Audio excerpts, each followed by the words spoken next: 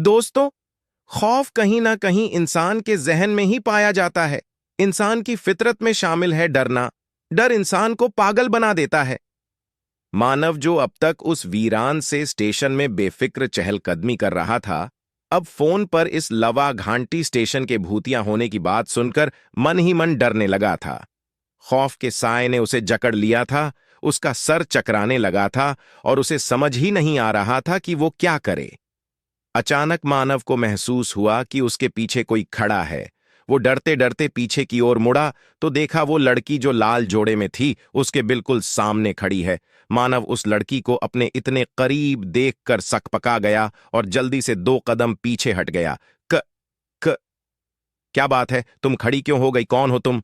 तुम बैठी थी ना उस बेंच पर, जाओ, जाकर वापस बैठ जाओ। मानव उस लड़की की हरकत से इतना डर गया था कि वो हकलाने लगा था। वो लड़की चुपचाप जाकर फिर से उस बेंच पर बैठ गई। उसके दूर जाते ही मानव सोचने लगा, कहीं ये लड़की कोई आत्मा तो नहीं है, जरूर ये भूत या आत्मा ही होगी। मगर इसने तो मेरी बात मान ली और चुपचाप जाकर बेंच पे बैठ गई। अगर ये आत्मा या कोई भूतनी होती तो जरूर मुझे नुकसान पहुंचाती। मानव अपने आप को हिम्मत बंधाते हुए उस लड़की से बात करने की सोचने लगा। वो लड़की बेहद खूबसूरत थी और खूबसूरती किसी भी डर को अक्सर मात दे देती है। शायद मानव बहुत बड़ी गलती करने जा रहा था। वो लड़की सच में खूबसूरत थी या फिर ये खूबसूरती उस लड़की का रूप जाल था अपने शिकार को फांसने के लिए। मानव को अपना बैग उठाकर उस वीरान स्टेशन से चुपचाप निकल जाना चाहिए था, जैसा कि उसके दोस्त राजीव ने उससे कहा था। मगर उस रूपसी के जाल में मानव फंसता ही जा रहा था। आखिरकार वो उस बेंच में जाकर बैठ ही गया जहां वो लड़की दुल्हन की पोशाक पहनकर बैठी थी, बिल्कुल खामोश। मानव ने मोबाइल में समय देखा। रात के 12 बज रहे थे।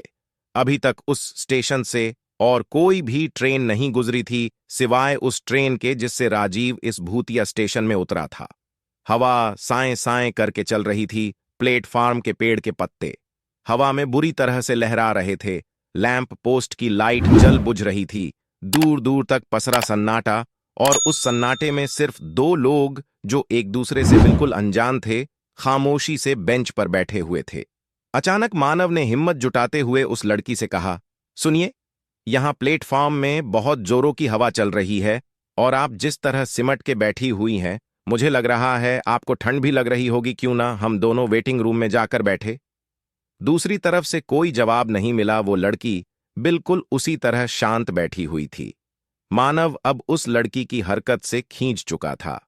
उसने अपना बैग उठाया और उस लड़की से खींचते हुए कहा, देखिए, मैं तो जा रहा हूं वेटिंग रूम में। मेरे कुछ दोस्त आने वाले हैं मुझे लेने। आपको अगर आना है तो मेरे साथ चलिए, वरना यहीं इस वीरान प्लेटफॉर्म में बैठे रहिए। मानव इतना कहकर मुड़ा ही था कि उसके कानों में एक आवाज गूंजी, मुझे वीराना पसंद है। इस बार भी ऐसा महसूस हुआ कि आवाज बहुत दूर से आई है। इस आवाज को सुनते ही उसकी रूह कांप गई।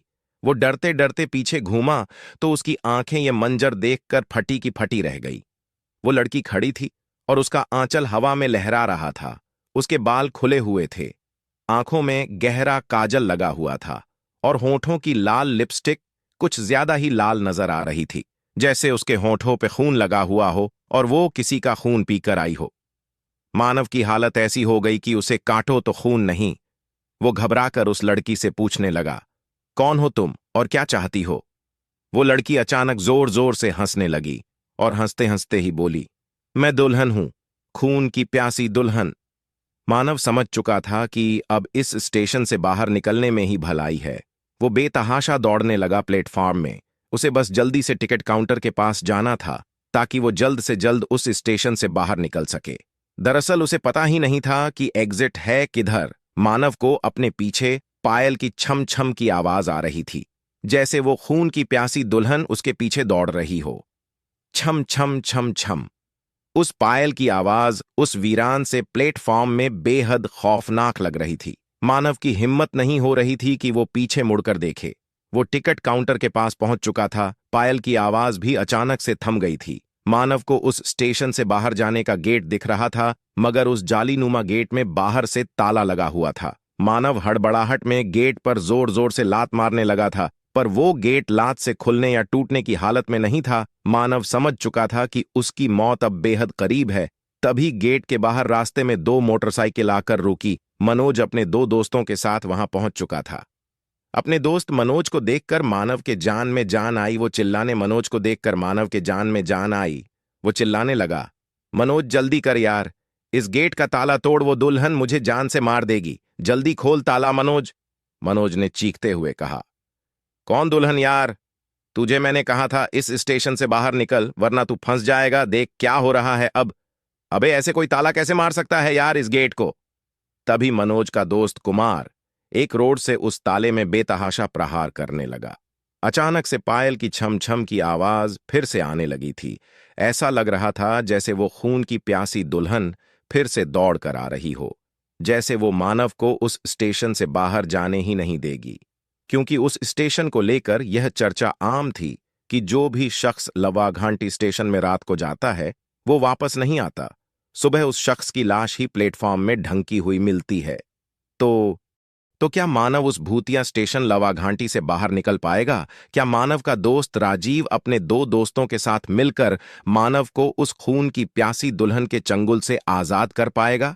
या मानव के साथ राजीव और उसके दोस्त भी उस खून की प्यासी दुल्हन का शिकार बन जाएंगे?